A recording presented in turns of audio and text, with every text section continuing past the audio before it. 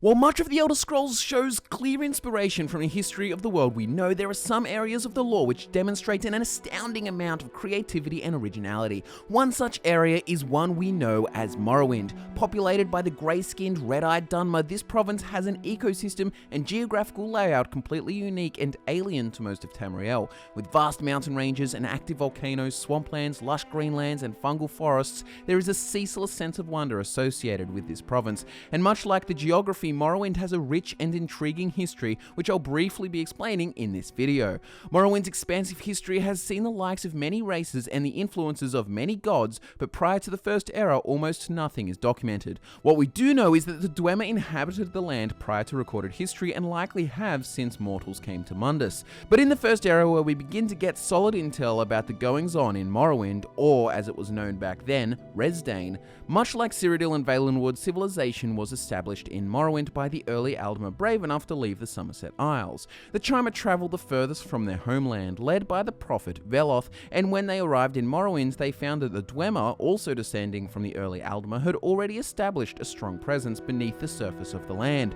Quarrels over the land, exacerbated by staunch religious differences, led the Dwemer and the Chimer to war over land for quite some time. The Dwemer, as you can tell from their highly advanced technology, favoured reason over faith, while the Chimer were pious and zealous followers of the Daedra. During the First Era, the Mer inhabitants of Morrowind were quite fond of slave labour, using Nords, Argonians and Khajiit to do their dirty work. The strong-willed Nords unsurprisingly revolted, and there was inevitably bad blood. This provoked the Chimer living on the surface to abandon their nomadic lifestyle in exchange for something better suited to protecting their borders from angry Nords and other potential invaders. They turned to establishing settlements, most of which were set out along Morrowind's borders and other points of contention. This quite didn't see the end to the Dwemer and Chimer conflict though. It took a common enemy to finally bring about a peace between the two. That peace became known as the First Council, and the Great Houses were then founded.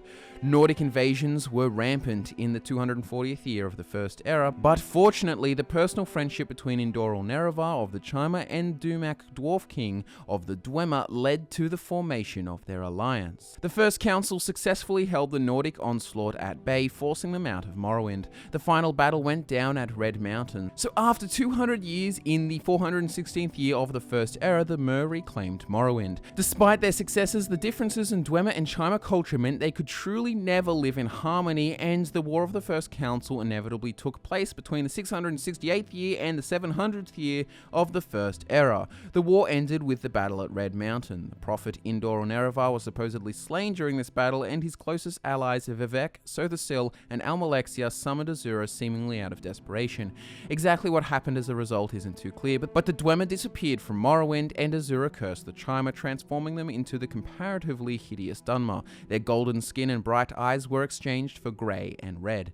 Although the people were accursed, the three members of the tribunal gained godlike powers and ruled over Morrowind, while the Great Houses took care of local governance. The last notable occurrence of the First Era was the Dunmer involvement in Riemann Cyrodiil's plight to deal with the Akaviri. Despite victory, their relationship with the Imperials was sour, and the Fourscore War broke out in the year 2840 of the First Era. 80 years of conflict with no winner. Eventually, it came down to the Tribunal's diplomacy to end the war. While the other provinces floundered in the chaos that was the Second Era, the incredible leadership of the Tribunal kept the houses of Morrowind in line, even while simultaneously repelling a second Akaviri invasion.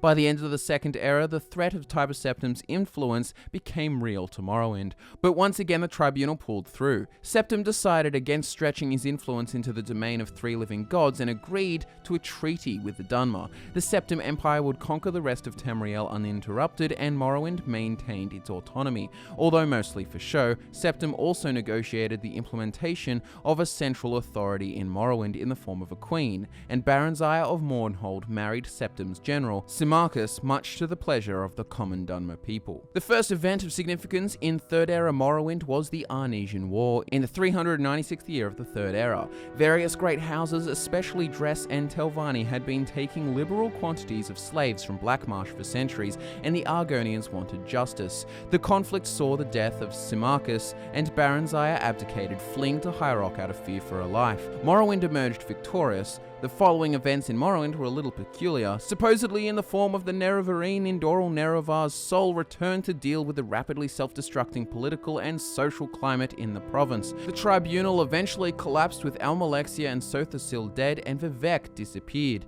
This led to the restored worship of the Daedra with reclamations. Boethia, Mephala, and Azura became the new trio of worship to the Dunmer. The Fourth Era began in devastating fashion. In the 5th year of the Fourth Era, Vivek City and the Ministry of Truth fell, and its collision caused the eruption of Red Mountain. All the while, the Oblivion Crisis was still taking its toll in the form of chaos and unrest. The Argonians saw this as their time to strike, and they invaded, capitalizing on the unrest and taking the capital of Mournhold.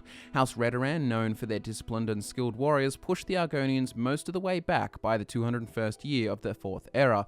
But the success of the Argonian onslaught was enough to critically damage the province, crippling the great houses and sending droves of Dunmer refugees west to Skyrim and their sanctuary state Solstheim. The great houses continued to rule, though they were shadows of their former glory. It remains to be seen whether the Dunmer would ever truly prosper again as they had during the time of the Tribunal. Subscribe to Fudge Muppet and give the video a like if you enjoyed it, guys. Also, don't forget, down in the description you can find links to follow us on Twitter and other social media. Thanks so much for watching. As always, guys, I'm Scott, and I will see you next time.